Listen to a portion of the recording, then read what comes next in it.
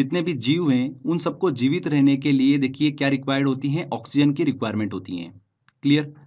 ये ऑक्सीजन क्या करती है उन जीवों के शरीर में जो भोज्य पदार्थ होता है, कार्बोहाइड्रेट होता है, उसका ऑक्सीडेशन कर देता है। ठीक है, उसका विघटन कर देता है और ऊर्जा को क्या करता है, रिलीज करता है।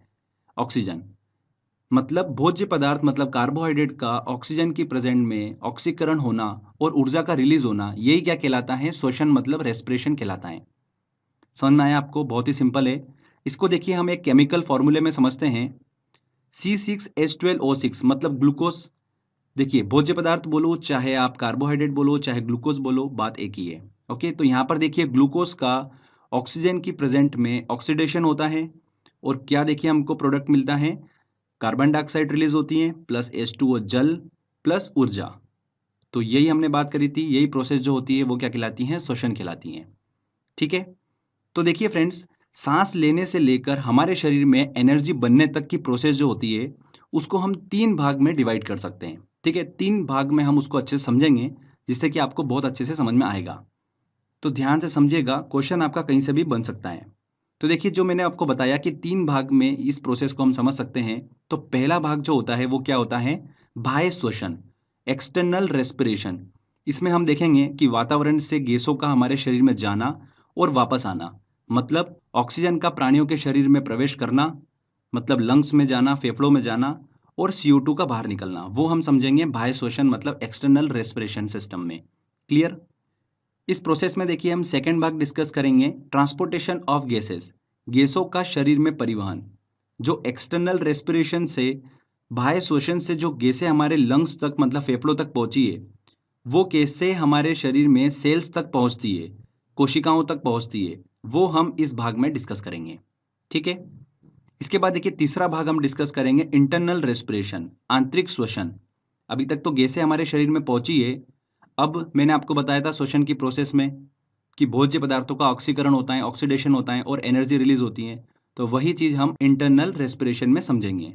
ओके, तो देखिए ये 3 भागों में हम पूरी श्वसन की प्रोसेस जो है अच्छे से क्लियर करेंगे। तो चलिए एक एक करके समझते हैं। सबसे पहले हम बात करते हैं बाह्य श्वसन मतलब एक्सटर्नल रेस्पिरेशन की।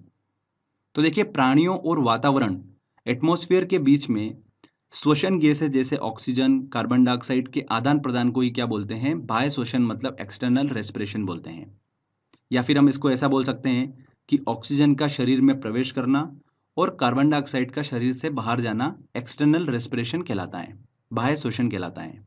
इसमें देखिए जब वायु वातावरण से शरीर के भीतर अंगों में प्रवेश करती है तो उसे हम क्या बोलते हैं, निःश्वसन मतलब इंस्पिरेशन बोलते हैं। श्वसन के बाद जब CO2 युक्त वायु उस शरीर से बाहर निकलती है, वातावरण में जाती है, तब उस प्रोसेस को हम क्या बोलते हैं, उच्छ्वास बोलते हैं या फिर एक्सपिरेशन बोलते हैं। अब देखिए मनुष्य सांस लेते टाइम किस प्रकार की गैसों को वातावरण से लेता है और किस प्रकार की गैसों को छोड़ता है, परसेंटेज के फॉर्म में हम देख लेते हैं। तो मनुष्य द्वारा ली हुई सांस की हवा में देखिए नाइट्रोजन का जो प्रतिशत होता है वो कितना होता है, 78% नाइट्रोजन होती है उसके अंदर। 20% जो होती है वो ऑक्सीजन होती है, 0.03% होती है CO2 कार्बन डाइऑक्साइड, और 0.5% जो मात्रा होती है वो होती है जल वाष्प की। ओके, मनुष्य द्वारा छोड़ी गई सांस की हवा में 78% जो होती है वो नाइट्रोजन एज इट इज रहती है। ऑक्सीजन कितनी हो जाती है, देखिए यहाँ पर 16%। पहले लेते टाइम 20% थी, छोड़ते टाइम कितनी हो जाती है, लगभग 16%। CO2 की मात्रा कितनी हो जाती है, 4% हो जाती है। मनुष्य द्वारा छोड़ी गई सांस की हवा में 4% जो होता है वो CO2 होता है, और जल वाष्प की मात्रा कितनी हो जाती है, 6.5%। तो देखिए ये परसेंटेज जो है ये ध्यान रखिएगा आप, काफ़ी इंपॉर्टेंट है। इसमें देखिए एक चीज़ क्लियर होती है कि श्वसन क्रिया में, रेस्पिरेशन की प्रोसेस में वायु में नाइट्रोजन की मात्रा में कोई भी परिवर्तन नहीं होता है। देखिए लेते टाइम भी 78% थी, छोड़ते टाइम भी 78% नाइट्रोजन थी। तो बहुत ही इंपॉर्टेंट है ये। तो एग्जाम में यहाँ से क्वेश्चन पूछा जा सकता है, तो इस चीज़ को ध्यान रखिएगा। अब एक देखिए एक इंपॉर्टेंट पॉइंट ध्यान रखिएगा, लंग्स मतलब जो फेफड़े होते हैं उसमें ऑक्सीजन और कार्बन डाइऑक्साइड गैसों का जो एक्सचेंज होता है वो उन गैसों के दाब के अंतर के कारण होता है। ठीक है, जो प्रेशर डिफरेंस होता है उसके कारण होता है। तो वेरी वेरी इंपॉर्टेंट लाइन है ये वाली, इस चीज़ को ध्यान रखिएगा। तो ये हमने देखिए पहला भाग डिस्कस करा, एक्सटर्नल रेस्पिरेशन। इसमें शरीर में देखिए ऑक्सीजन का जाना और CO2 का बाहर निकलना, ये हमने डिस्कस करा। सेकंड भाग की तरफ चलते हैं, जो कि है हमारा ट्रांसपोर्टेशन ऑफ गैसेस। बाह्य श्वसन के दौरान जो भी गैसेस हमने हमारे शरीर में ली है, वो गैसेस हमारे शरीर की कोशिकाओं तक कैसे पहुंचती हैं और वापस फेफड़े तक कैसे आती हैं, ये हम इस वाले भाग में डिस्कस करेंगे। ओके, तो देखिए, एक्सटर्नल रेस्पिरेशन के दौरान जितनी भी गैसें हमारे लंग्स मतलब फेफड़े तक पहुंची है, उसको शरीर में ट्रांसफर करने का काम जो होता है वो किसका होता है? ब्लड का होता है, रक्त का होता है। तो देखिए, इन सभी गैसों में हम ऑक्सीजन को लेकर अच्छे से डिस्कस करेंगे, क्योंकि उसी से क्वेश्चन पूछा जाता है। तो ऑक्सीजन का परिवहन कौन करता है? रक्त में उपस्थित हीमोग्लोबिन के द्वारा होता है। ओके, उसी पे हम फोकस करेंगे। हीमोग्लोबिन क्या होता है, पहले भी हम डिस्कस कर चुके हैं। देखिए, एक प्रोटीन होता है जो कि रक्त मतलब ब्लड में पाया जाता है, जिसके सेंटर में लौह परमाणु की उपस्थिति होती है। ओके, ऑक्सीजन जो होता है वो हीमोग्लोबिन से जुड़ जाता है और ऑक्सी हीमोग्लोबिन एक टेम्पररी कंपाउंड बना लेता है। फिर देखिए, ये ऑक्सी हीमोग्लोबिन जो होता है ब्लड सर्कुलेशन के दौरान हमारी कोशिकाओं तक पहुंच जाता है। वहां जाकर देखिए, ऑक्सीजन और हीमोग्लोबिन दोनों अलग हो जाते हैं और ये मुक्त ऑक्सीजन जो होती है, जो ऑक्सीजन रिलीज होती है, वो हमारे कोशिकाओं मतलब सेल्स तक पहुंच जाती है। तो ये हमने समझा ट्रांसपोर्टेशन ऑफ गैसेस वाला भाग। इसमें बस आपको इतना ध्यान रखना है कि ऑक्सीजन का परिवहन हमारे शरीर में किसके द्वारा होता है? रक्त के द्वारा होता है। रक्त में उपस्थित हीमोग्लोबिन के द्वारा ऑक्सीजन का परिवहन होता है। आगे देखिए, हम बात करते हैं तीसरा भाग, इंटरनल रेस्पिरेशन। अब ऑक्सीजन जो है वो कोशिकाओं तक पहुंच चुकी है। अब देखिए, मेन प्रोसेस स्टार्ट होती है। भोज्य पदार्थ मतलब कार्बोहाइड्रेट का यहाँ पर क्या होता है? ऑक्सीडेशन होता है। तो यही हम इसमें डिस्कस करेंगे। तो देखिए फ्रेंड्स, जैसे हमने बात करी थी कि जो बाह्य श्वसन था, एक्सटर्नल रेस्पिरेशन था, उसके अंदर गैसों का एक्सचेंज जो हुआ वो कहाँ पर हुआ? लंग्स मतलब फेफड़ों के अंदर हुआ। वैसे ही आंतरिक श्वसन मतलब इंटरनल रेस्पिरेशन के अंदर देखिए, गैसों का जो एक्सचेंज होगा वो किस में होता है? कोशिकाओं में होता है, सेल्स में होता है। इसलिए इसे क्या बोलते हैं? कोशिकीय श्वसन भी बोलते हैं। ये चीज आप ध्यान रखिएगा। तो देखिए, कोशिकीय श्वसन या आंतरिक श्वसन जो होता है वो दो प्रकार का होता है। एक अनाक्षी श्वसन और सेकंड क्या होता है? ऑक्सी श्वसन, जिसे बोलते हैं एरोबिक रेस्पिरेशन। ओके, तो देखिए, इनको समझें उससे पहले एक चीज हम क्लियर कर लेते हैं, शायद आप भूल चुके होंगे, तो आपको रिवाइज हो जाएगा। कोशिका मतलब सेल्स जो होती है, उसका स्ट्रक्चर कैसा होता है? तो देखिए, कोशिका के अंदर कोशिका द्रव मतलब होता है साइटोप्लाज्म, जो कि 70% भाग होता है कोशिका का। इसके अंदर देखिए, इसके अलावा क्या होता है? केंद्रक होता है, राइबोसोम होता है, माइटोकॉन्ड्रिया होता है, लाइसोसोम होता है। ये सब चीज़ें जो होती हैं वो कोशिका के अंदर होती हैं, मतलब सेल्स के अंदर होती हैं। ठीक है, ये स्ट्रक्चर हमने पहले डिस्कस कर रखा है, बस आपको रिवाइज हो जाए इसलिए मैंने आपको ये बताया है। तो इसमें ध्यान रखिएगा, जो श्वसन मतलब रेस्पिरेशन की प्रोसेस होती है, ये हर जीवित कोशिका के कोशिका द्रव मतलब साइटोप्लाज्म और माइटोकॉन्ड्रिया में पूरी होती हैं। वेरी वेरी इंपॉर्टेंट क्वेश्चन है। एग्जाम में देखिए 2 से 3 बार ये क्वेश्चन पूछा जा चुका है कि जो श्वसन की प्रोसेस होती हैं वो हमारे शरीर की देखिए कोशिका के किस भाग में कंप्लीट होती हैं? कोशिका द्रव और माइटोकॉन्ड्रिया में पूरी होती हैं। ठीक है, चलिए अब हम कोशिकीय श्वसन, जो कि मैंने आपको बताया 2 प्रकार का होता है, अनॉक्सी श्वसन और ऑक्सी श्वसन, उनको अच्छे से डिस्कस कर लेते हैं। तो देखिए, अनॉक्सी श्वसन की बात करें तो जैसे नाम से स्पष्ट है, जो श्वसन ऑक्सीजन की अनुपस्थिति में होता है उसे क्या बोलते हैं? अनॉक्सी श्वसन बोलते हैं। ठीक है, इसमें देखिए, ग्लूकोज का क्या होता है? आंशिक विघटन होता है सेल्स के कोशिका द्रव में। सेल्स के साइटोप्लाज्म में ग्लूकोज का आंशिक विघटन हमको देखने को मिलता है अनॉक्सी श्वसन में।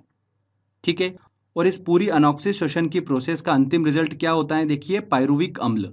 पायरुविक अम्ल हमें अंतिम रिजल्ट के रूप में प्राप्त होता है और 2 एटीपी ऊर्जा जो है वो प्राप्त होती है। एक्चुअल में 4 एटीपी ऊर्जा जो है वो प्राप्त होती है, बट 2 एटीपी ऊर्जा जो है इस प्रोसेस में खर्च हो जाती है और फाइनली 2 एटीपी ऊर्जा ही हमें प्राप्त होती है। अब ये एटीपी ऊर्जा क्या है? तो जो इस प्रोसेस में ऊर्जा रिलीज होती है वो एटीपी के फॉर्म में स्टोर्ड होती है। जैसे कि हमारे पास में पैसा जो होता है वो किस फॉर्म में होता है? कागज की करेंसी के फॉर्म में होता है। वैसे ही कोशिकाओं के पास जो ऊर्जा होती है, एनर्जी होती है, वो एटीपी के फॉर्म में उनके पास संचित होती है। तो बस यही कॉन्सेप्ट है, ज़्यादा हमको इसमें डेप्थ में नहीं जाना है। 2 एटीपी ऊर्जा जो है वो इस प्रोसेस के फाइनल रिजल्ट के रूप में हमको प्राप्त होती है। ठीक है, तो आपको समझ में आया? ये जो पूरी प्रोसेस होती है, इस पूरी प्रोसेस को ग्लाइकोलिसिस भी कहते हैं। क्या बोलते हैं? ग्लाइकोलिसिस भी इसे कहा जाता है। अब देखिए, ग्लाइकोलिसिस चूंकि ऑक्सीजन की अनुपस्थिति में होता है, इसलिए ये ऑक्सी श्वसन और अनॉक्सी श्वसन दोनों में होता है। जो आगे हम पढ़ने वाले हैं ऑक्सी श्वसन, उसमें भी ग्लाइकोलिसिस की प्रक्रिया जो होती है वो पूरी होती है। ठीक है, तो चलिए ऑक्सीशोषण की तरफ हम चलते हैं। इसमें देखिए, जब श्वसन ऑक्सीजन की उपस्थिति में पूरा होता है तब उसे क्या बोलते हैं? ऑक्सीशोषण बोलते हैं। यहाँ पर ग्लूकोज का कंप्लीट ऑक्सीडेशन हमको देखने को मिलता है। चूंकि देखिए अनऑक्सीशोषण में ऑक्सीजन की उपस्थिति नहीं होती है, तो जो प्रोसेस होती है वो ग्लाइकोलिसिस तक ही कंप्लीट होती है। अब ऑक्सीशोषण में चूंकि ऑक्सीजन की उपस्थिति होती है तो प्रोसेस आगे बढ़ती है। ओके, तो ऑक्सीशोषण जो प्रोसेस होती है वो सेल्स के माइटोकॉन्ड्रिया में कंप्लीट होती है, विशेष एंजाइम की उपस्थिति में। तो ग्लाइकोलिसिस से प्राप्त जो पारुविक अम्ल है उसका देखिए माइटोकॉन्ड्रिया में पूर्ण ऑक्सीडेशन होता है, जिसका अंतिम उत्पाद क्या प्राप्त होता है हमें? CO2 प्लस जल और ऊर्जा।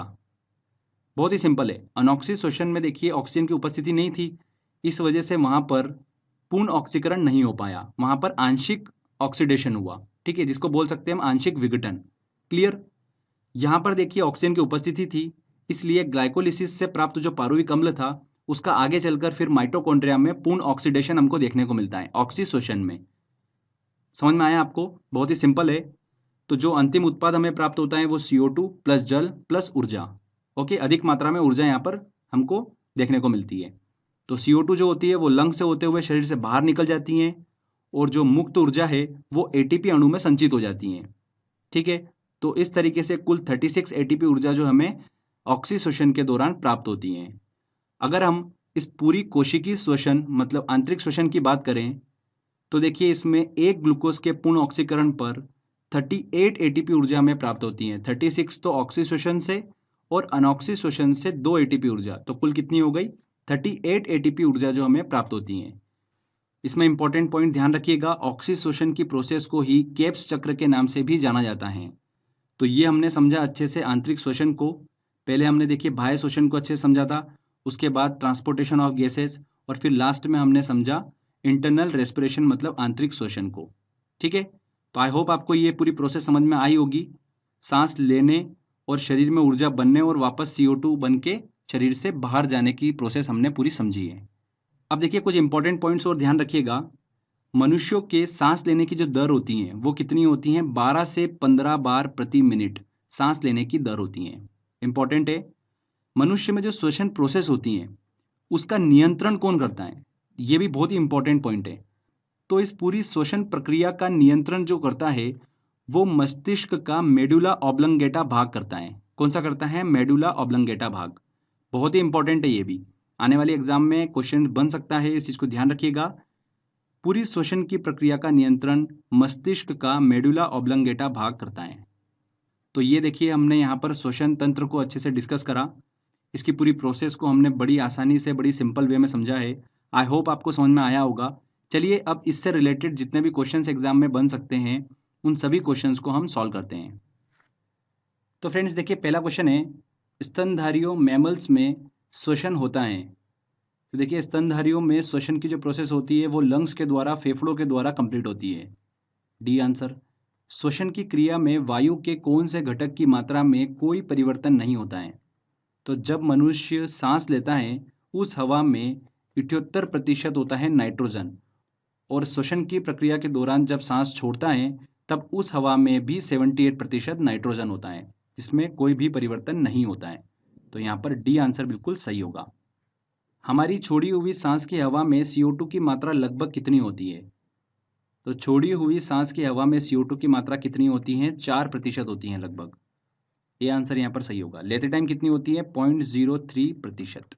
ओके, नेक्स्ट क्वेश्चन लेते हैं। अनॉक्सी श्वसन का अंतिम उत्पाद होता है। अनॉक्सी श्वसन का अंतिम उत्पाद क्या प्राप्त होता है हमको? पारुविक अम्ल।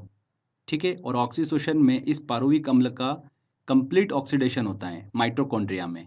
हमने डिस्कस करा अच्छे से, तो यहाँ पर डी आंसर बिल्कुल सही होगा। केप्स चक्र में किसका संश्लेषण होता है? तो केप्स चक्र किसे बोलते हैं पहले तो ये हमको पता होना चाहिए।